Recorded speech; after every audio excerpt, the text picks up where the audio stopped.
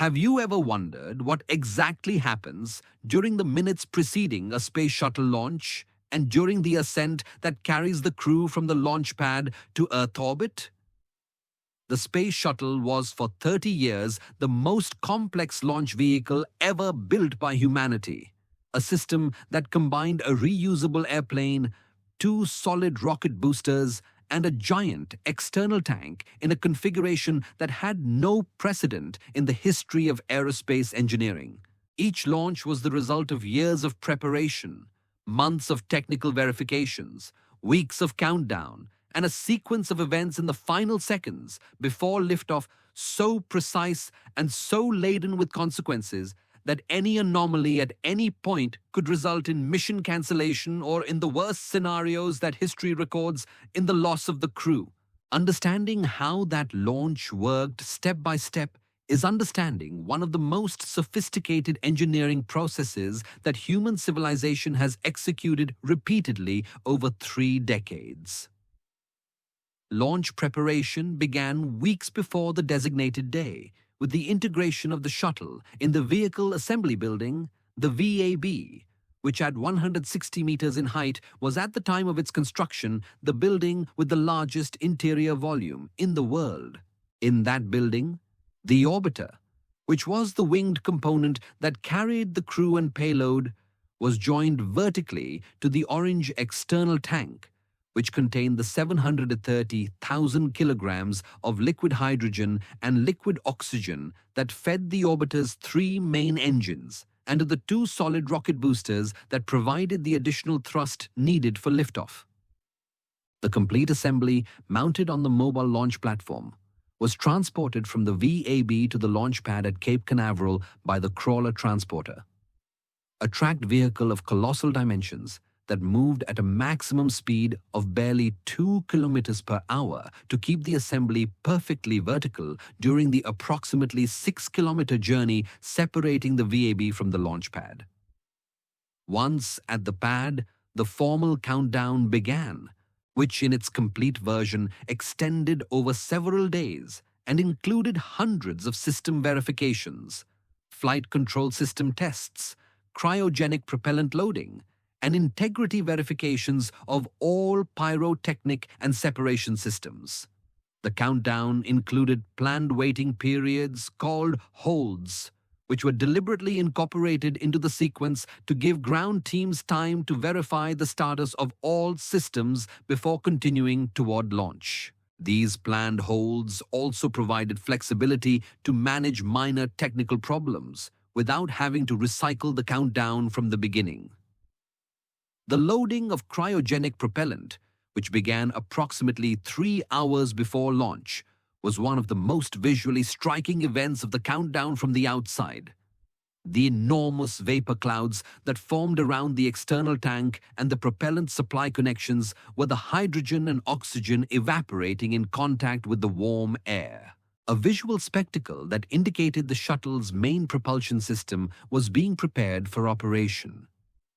On launch day, the crew was awakened several hours before the launch window, participated in a pre-launch meal that had become a tradition of the space program, and dressed in their orange launch and entry pressure suits, known as launch and entry suits or ACEs. These suits were not spacesuits designed for extravehicular activities, but emergency pressurization suits that guaranteed crew survival in the event of cabin pressure loss during ascent or re-entry. From the crew operations building, the crew was transported to the launch pad in a convoy of special vehicles, climbed the access arm to the orbiter cabin level approximately 60 meters above the ground, and settled into their seats inside the orbiter to begin final system verifications. The period of -9 minutes before launch was managed by the onboard launch sequencer system, a computerized system that automatically verified the status of critical systems and executed the final preparation sequence without direct human intervention, although flight controllers on the ground and the launch director retained the authority to abort the launch at any moment up to the instant of liftoff. At -6 minutes, the external tank pressure relief system doors opened automatically to allow tank venting during final filling. At -5 minutes, the orbiter's auxiliary power unit system, which provided hydraulic power for the aerodynamic control surface actuators and the thrust vectoring system, activated, and its correct functioning was verified. At -3 minutes, the crew access arm retracted from its position alongside the orbiter and swung to its standby position, physically cutting the last connection between the crew and the launch pad. At -2 minutes, the launch pad's sound suppression system began discharging hundreds of thousands of liters of water into the pad structure and the base chambers of the solid rocket boosters. This water had no engine cooling function. Its function was to absorb the acoustic energy from the engine exhaust during ignition and initial liftoff,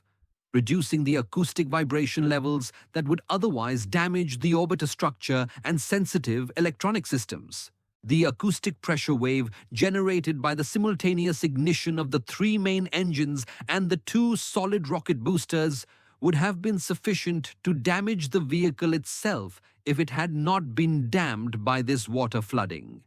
Images of shuttle liftoff clearly show the enormous steam clouds generated when this water comes into contact with exhaust gases at several thousand degrees Celsius, a spectacle that was actually the vehicle's acoustic protection system functioning correctly.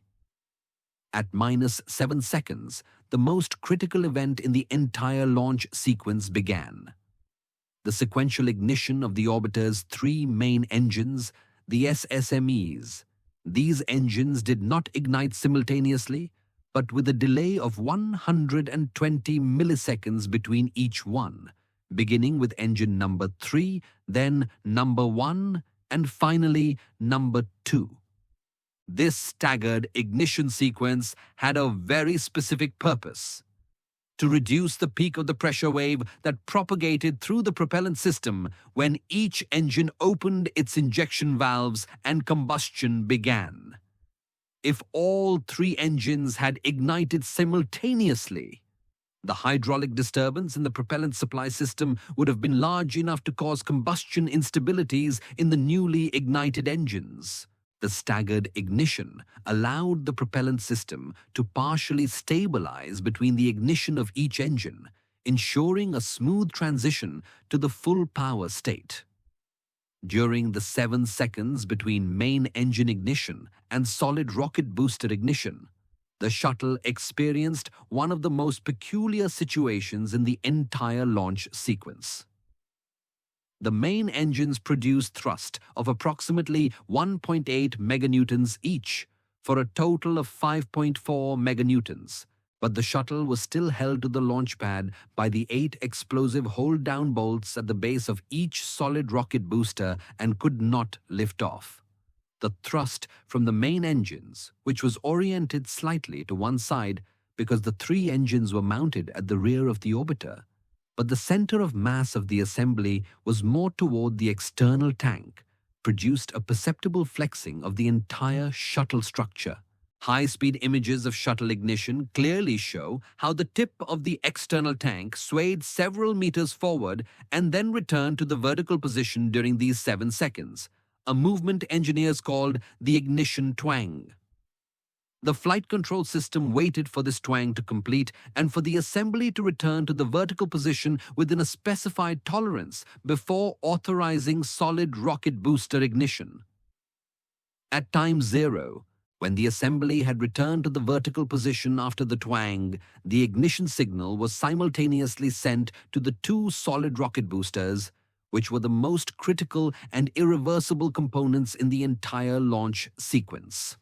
Unlike the main engines, which could be shut down in the event of an anomaly, the solid rocket boosters could not be shut down once ignited. Their solid propellant, once burning, continued to burn until exhausted, regardless of any command sent from the ground or from the cockpit. At the instant the solid rocket boosters ignited, the only option available in the event of a serious anomaly was to continue the ascent and attempt emergency maneuvers, or in the most serious cases, execute the crew escape system if flight conditions permitted. The 8 explosive hold-down bolts, 4 per solid rocket booster, were detonated simultaneously at the same instant of booster ignition, releasing the complete assembly from the launch pad. At that instant, the shuttle produced a total thrust of approximately 30 meganewtons and began its ascent. The first seconds after liftoff were the most critical in terms of structural load on the assembly. The shuttle had to lift off vertically to gain altitude quickly. But the position of the solid rocket boosters on the sides of the external tank and the main engines at the rear of the orbiter created a thrust distribution that did not pass exactly through the center of mass of the assembly, producing moments that the thrust vectoring system of the engines and boosters had to continuously compensate. 12 seconds after liftoff, the shuttle initiated the roll maneuver, a rotation of the entire assembly around its longitudinal axis that oriented it with the orbiter facing down and the external tank facing up. This orientation, which at first glance seems strange because it places the orbiter beneath the assembly, had multiple purposes. It reduced the aerodynamic load on the assembly during ascent through the dense atmosphere, placed the orbiter in the correct position for separation from the external tank once the main engines shut down, and allowed the crew to have visibility toward the horizon rather than toward the ground during ascent. Approximately 1 minute after liftoff, the shuttle reached the region of maximum dynamic pressure, max Q, which in the case of the shuttle occurred at an altitude of approximately 16 kilometers and at a speed of approximately 550 meters per second. In anticipation of this aerodynamic load maximum, the flight control system reduced main engine thrust to 77% of its nominal value for approximately 30 seconds, reducing the acceleration of the assembly and therefore the maximum dynamic pressure the structure had to withstand. This thrust reduction was visible from the ground as a decrease in the brightness of the main engine flame, and was announced by the flight controller with the phrase "throttle down" that the crew and spectators on the ground had learned to recognize as the signal that the shuttle was traversing the region of greatest aerodynamic stress in the ascent. Approximately 2 minutes after liftoff, the solid rocket boosters exhausted their propellant and separated from the external tank via explosive charges that cut the structural connections and small separation rockets that moved them away from the main assembly to avoid collisions. At that point, the boosters had provided approximately 83% of the total thrust needed for the first 2 minutes of ascent, and had accelerated the shuttle to approximately 1,400 meters per second. The separated boosters followed a ballistic trajectory that took them to the Atlantic Ocean, where they were recovered by specialized ships, towed back to shore, refurbished, and reused on subsequent missions. This reuse of the solid rocket boosters was one of the few elements of the shuttle system that significantly reduced the cost per mission compared to the expendable rockets of the era. After solid rocket booster separation, the 3 main engines continued operating for approximately 6 additional minutes, accelerating the shuttle from 1,400 meters per second to the orbital velocity of approximately 7,800 meters per second. During this period, as the external tank propellant was consumed and the mass of the assembly decreased, the acceleration produced by the same thrust progressively increased. To prevent this growing acceleration from exceeding 3G, the maximum load limit the orbiter structure and crew could comfortably sustain for extended periods, the flight control system gradually reduced main engine thrust during the final minutes of ascent, a process called throttling that maintained maximum acceleration at exactly 3G until the moment of engine shutdown. Main engine cutoff, called MECO, occurred when the navigation system calculated that the shuttle had reached the exact velocity needed for the planned orbit. At that instant, the three main engines shut down simultaneously. The external tank separated from the orbiter via explosive charges and small separation rockets, and the shuttle continued its trajectory in free flight without propulsion. The external tank, which was the only major component of the shuttle system that was not reusable, followed a re-entry trajectory that led it to disintegrate over the Indian Ocean or the Pacific Ocean, depending on the orbital inclination. This deliberate destruction of the external tank on each mission was one of the aspects of the shuttle design that its creators had hoped to resolve through the development of a reusable external tank in later versions of the system, an improvement that was never implemented.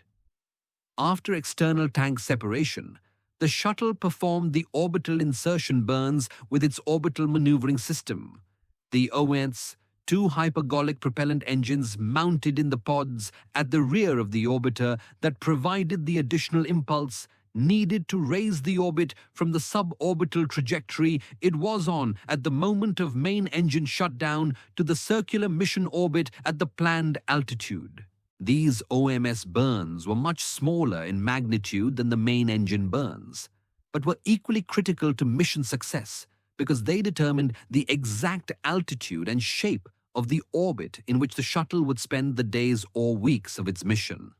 What the complete shuttle launch sequence reveals when examined step by step is that there was no trivial moment in the entire process, no event that could be simplified or that tolerated errors without consequences. From integration in the VAB to final orbital insertion, each step was a chain of engineering decisions that had been made by thousands of people over years of development, verified by thousands of technicians over weeks of preparation, and executed in a matter of minutes by automated systems and highly trained crew members with error margins measured in milliseconds and centimeters. The space shuttle was for 3 decades the most complex machine humanity had operated on a regular basis, and its launcher sequence was the most concentrated manifestation of that complexity, compressed into the 8.5 minutes that separated the stillness on the pad from the freedom of orbit. The next time you watch historical recordings of a space shuttle launch with the enormous steam clouds from main engine ignition, the initial flexing of the structure, the roll maneuver that orients the assembly with the orbiter facing down, and the slow but inexorable acceleration that carries the most complex machine ever built from the tranquility of the pad to orbital velocity in 8 minutes. Remember that every second of those images represents the convergence of decades of human knowledge in physics, materials engineering, control systems, propellant chemistry, and spaceflight operations, all executing simultaneously with no margin for error. And that behind each of the 135 successful launches of the program are thousands of people whose work never appears in the images, but without whom none of those images would exist.